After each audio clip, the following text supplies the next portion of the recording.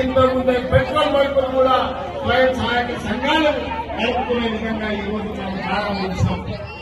అంటే ఆడబిడ్డని వ్యాపారంలో సాధించే విధంగా సహకరించాలని ఇవాళ మన వంతు ప్రయత్నం చేస్తున్నాం. అందుకే ఆడబిడ్డల్ని ఈ రోజు ఆరంభించి ఈ సోదరుడు తన విశ్వాసాన్ని తన యొక్క నమ్మకాన్ని ఈ దగ్గర ప్రయత్నం చేస్తున్నారు. ఈ 15 నెలల్లో దాదాపు 3 లక్షల కోట్ల రూపాయలు విదేశీ పెట్టుబడులను తీసుకొచ్చి పారిశ్రామికంగా అభివృద్ధి చేయాలనే ప్రయత్నం చేస్తున్నాం. వీటన్నిటి కూడా అండ ఉండాలి, మీ ఆశీర్వాదం ఉండాలి. ఇవాళ ఒక పక్కన మహిళల్ని, రెండో పక్కన రైతులను, మూడో పక్కన నిరుద్యోగ యువకులను, విద్యార్థులను ఆదుకోవాలంటే అప్పుడే ఈ కార్యక్రమాలను ముందుకు తీసుకెళ్లగలుగుతాం. మీ అందరూ అండగా నిలబడండి. ఈ ప్రాంతాన్ని అభివృద్ధి చేసే బాధ్యత నేను తీసుకుంటాను. నేను మరొకసారి చెప్తున్నా, ఎన్నికలు వచ్చినప్పుడే రాజకీయాలు, ఎన్నికల తర్వాత అభివృద్ధి చేయడమే నా లక్ష్యం. కేంద్ర ప్రభుత్వ సహకారం తీసుకుంటాం. నరేంద్ర మోడీ గారిని ఒక్కసారి కాదు 50 సార్లైనా కలుస్తాం. మనకు రావాల్సిన నిధులు తెచ్చుకుంటాం, తీసుకోవాల్సిన అనుమతులు తీసుకొస్తాం. ఎందుకంటే కేంద్ర రాష్ట్ర ప్రభుత్వాలు సహకరిస్తున్నప్పుడే, కలిసిమెలిసి పనిచేసినప్పుడే రాష్ట్రం అభివృద్ధి జరుగుతుంది తప్ప చెరువు అవకాశాన్ని కల్పించి దీన్ని ఆదరించింది ఒక మినీ ఇండియాకు ఈ మెదక్ ప్రాంతమే ప్రాతినిధ్యం వహిస్తున్న సంగతి ఈ సందర్భంగా మనం పూర్తి చేసుకోవాలి. ఈ రోజు ఈ మెదక్ జిల్లాలో పిహెచ్ఎల్ కావచ్చు, పీడీఎల్ కావచ్చు, ఇంగ్రిసైడ్ కావచ్చు, ఈనాడు మనం అభివృద్ధి చేసుకుంటున్న నిమ్స్ కావచ్చు, ఇవన్నీ కూడా కాంగ్రెస్ పార్టీ అధికారంలో ఉన్నప్పుడు ప్రధానమంత్రి ఉన్నప్పుడు జరిగినటువంటి కార్యక్రమాలు భవిష్యత్తులో కూడా ఈ అభివృద్ధి కార్యక్రమాలను ముందుకు తీసుకెళ్లిన బాధ్యత మా ప్రభుత్వం తీసుకుంటుంది.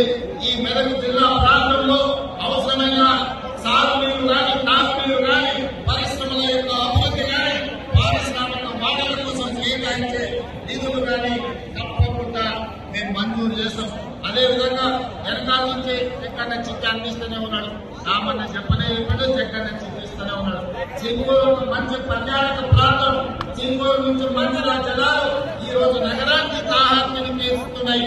తప్పకుండా ఈ సింగూరు ప్రాజెక్టులో 100% మంచి టూరిజం మీద, ఎక్కువ టూరిజం మీద ఆ సింగూరు జలాలు హైదరాబాద్ ప్రజలు ఏదైతే దాహాన్ని తీరుస్తుందో సింగూరు యొక్క అభివృద్ధి కార్యక్రమాలు కూడా నిధులు మంజూరు చేసి ప్రత్యేకమైన సమీక్ష చేసి ఈ అభివృద్ధి కార్యక్రమాలను తీసుకొస్తామని చెప్పి నేను ఈ సందర్భంగా తెలియజేస్తున్నాను.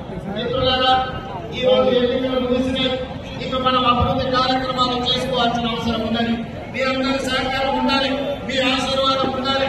ఈనాడు మీకు అందరికీ తెలుసు, తెలంగాణ రాష్ట్రంలో 25,55,364 రైతు కుటుంబాలకు 20,617 కోట్ల రూపాయలు మొదటి సంవత్సరంలోనే రైతు రుణమాఫీ చేసి రైతులను అప్పుల బాధల నుంచి కలిగించిన ప్రభుత్వం మన ప్రభుత్వం అని చెప్పి రైతులకు ఈ రోజు నేను చెప్పాలనుకున్నాను.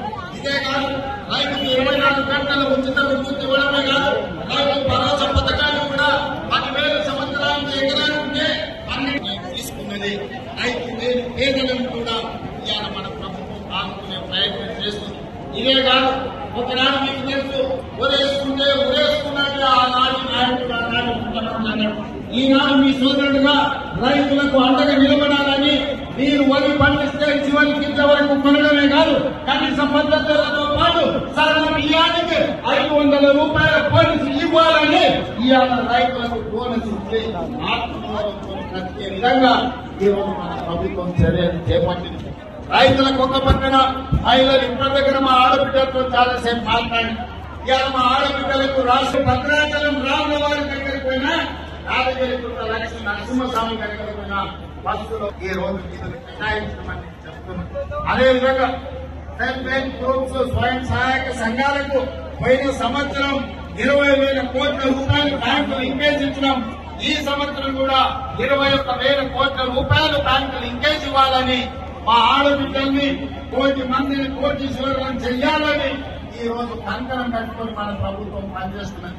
నిన్నగాక నిన్ననే శిల్పారామంలో మన ఆడబిడ్డలు చేసిన ఉత్పత్తులను చూడడానికి ప్రపంచంలో ఉండే అందరూ నిన్న శిల్పారాముఖ్య మహిళలు మిస్ వరల్డ్ కాంపిటీషన్ వచ్చిన మహిళలందరూ ఈ రోజు నిన్న శిల్పారామం దగ్గరకు వచ్చి మా ఆడబిడ్డల ఉత్పత్తులను కొనుగోలు చేసి ఆడబిడ్డలందరూ కూడా కలిసి ఆనందపడ్డారు.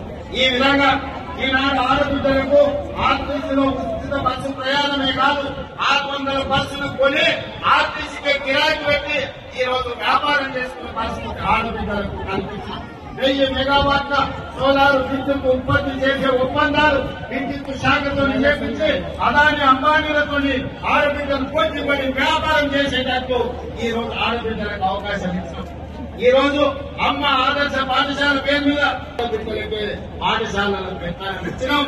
ఇప్పుడు నిత్యావసర వస్తువులు కూడా సరఫరా చేసేది ఆడబిడ్డలకి అందియబోతున్నాం. మా ప్రభుత్వంలో ఇందిరమ్మను ఆదర్శంగా తీసుకుని సోనియమ్మ నాయకత్వంలో ఆడబిడ్డను ఆర్థికంగా నిలబెట్టాలి. ఒక ఇంట్లో ఒక ఆడబిడ్డ ఆర్థికంగా నిలబడితే కుటుంబాన్ని నిలబడుతుంది, ఆ కుటుంబం బాగుపడుతుంది, ఆ కుటుంబంలో పిల్లలు చదువుకుంటారు, పెద్దవాళ్లకు వైద్య సహాయం అందిస్తారు, ఆ కుటుంబ ఆత్మ గౌరవాన్ని నిలబెట్టాలని నాయకత్వంలో వార్డు మెంబర్ నుంచి పార్లమెంట్ మెంబర్ వరకు మన వాళ్ళని గెలుపుకోవడానికి నా సహాయ శక్తుల కష్టపడతా, నా రక్తాన్ని చెమటగా మార్చి మీకోసం పనిచేస్తా.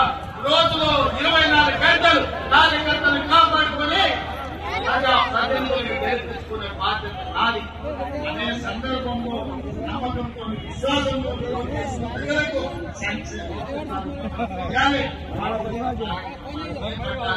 పారదర్శకమైన పరిపాలన అందించాలి. అంటే ప్రతిపక్షాలకు సహా మీరు అధికారంలోనే వస్తారు, లేకపోతే నేను పోయి పాల్గొంటానంటే ప్రజలే ఆలోచించి విచక్షణతో ప్రజలే నిర్ణయం తీసుకుంటాను. నేను 10 ఏళ్ళు ప్రతిపక్షంలో ఉన్నా, ఎమ్మెల్యే ఉన్నా, ఎమ్మెల్సీ ఉన్నా, 20 ఏళ్ల నుంచి నేను జడ్పీటీసీలో పనిచేసిన, ఎమ్మెల్సీలో పనిచేసిన, 2 సార్లు ఎమ్మెల్యేగా పనిచేసిన, ఒకసారి ఎంపీగా పనిచేసిన. ఈ 20 ఏళ్ళ ఎన్నడూ నేను అధికారంలో లేదు. కానీ ఏ ప్రతిపక్షంలో